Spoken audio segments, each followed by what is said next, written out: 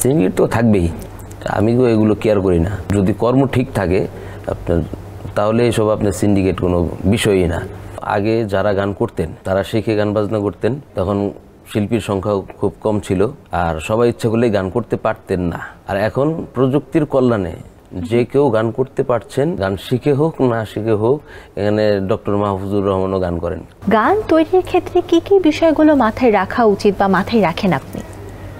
গান তৈরির ক্ষেত্রে সবার আগে আমার কাছে মনে হয়, আমি বিশেষ করে লিরিক আগে দেখি, যেটা আমার মনের মতো হইলো কিনা। আমার মনের মতো হলে হবে না, এটা আমি যাদের জন্য গান করছি তাদের সঙ্গে মেশে কিনা, তাদের মনের কথা বলে কিনা। দেন তারপর আমি সুরের দিকে মনোযোগ দিই, তারপর মিউজিক ডিরেক্টর, ব্যানার এগুলো আসে। ওকে, অনেক ইন্ডাস্ট্রিতে অনেক ধরনের সিন্ডিকেট থাকে। মিউজিক ইন্ডাস্ট্রিতে কি কোনো সিন্ডিকেট রয়েছে বা এটা শিকার কখনো হয়েছে না? সিন্ডিকেট তো সব ক্ষেত্রেই আপনি যে কোনো পেশাতেই দেখতে পারবেন যে সিন্ডিকেট আছে। ইডেন বে কক্সবাজার সমুদ্র সৈকতের উপর নিজেদের একটি ঠিকানা। মাত্র 5 লাখ টাকায় আপনিও হয়ে যেতে পারেন এই হোটেলের মালিক। ইডেন বে, আ কনসার্ন অফ ভাইয়া হোটেলস। সিন্ডিকেট তো থাকবেই। এটা শিকার হয়েছেন কখনো আপনি? আমি তো এগুলো কেয়ার করি না। যে আমি আগে বললাম আমি বাউন্ডুলের স্বভাবের ছেলে, আমি এগুলো কেয়ারই করি না। আর আপনার যদি কর্ম ঠিক থাকে আপনার, তাহলে এসব আপনার সিন্ডিকেট কোনো বিষয়ই না। অনেক পুরানো গান রয়েছে, জনপ্রিয় গান রয়েছে আমাদের দেশে, যেগুলো অনেক ক্ষেত্রে আমরা দেখেছি ঠিকভাবে সংরক্ষণ করা হয়নি বা খুঁজে পাওয়া যায় না এখন। এটা কেন, মানে সংরক্ষণের এই ঘাটতিটা কেন?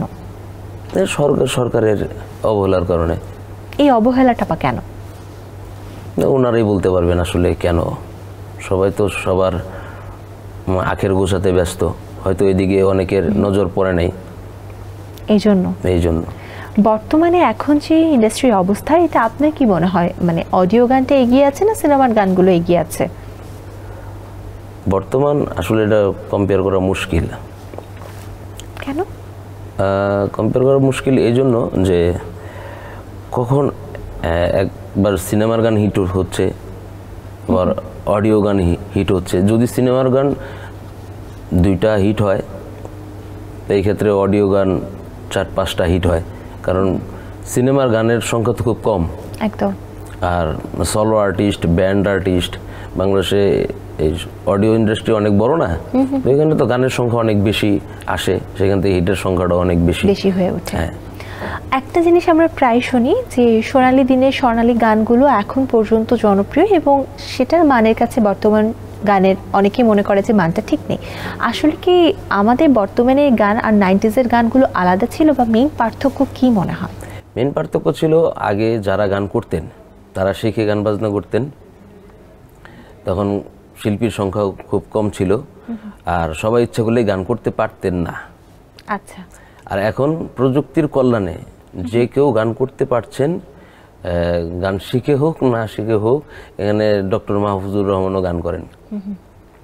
তারপর পররাষ্ট্রমন্ত্রী ছিলেন হাসান মাহমুদ, সম্ভবত উনি নিজেও গান করেন। এগুলো আবার আমাদের টিভি চ্যানেলেও দেখানো হয়। তো সঙ্গীতের অবস্থা এইসব দেখলেই বোঝা যায়, যখন বিভিন্ন শ্রেণীর মানুষ যারা শিখে হোক না শিখে হোক, ওপেন প্ল্যাটফর্ম বলে আপনি ইউটিউবে গান ছাড়তেছেন, করতেন, এই জন্য আপনার কাছে মনে হচ্ছে যে আসলে আগের কালেই ভালো ছিল। কারণ আগের কালে তো এইসব গানগুলো প্রকাশিত হতো না, আর সবাই এই সংবাদপত্র বলেন কিংবা মিডিয়া বলেন, তারা এগুলো সহায়তা করতেন না।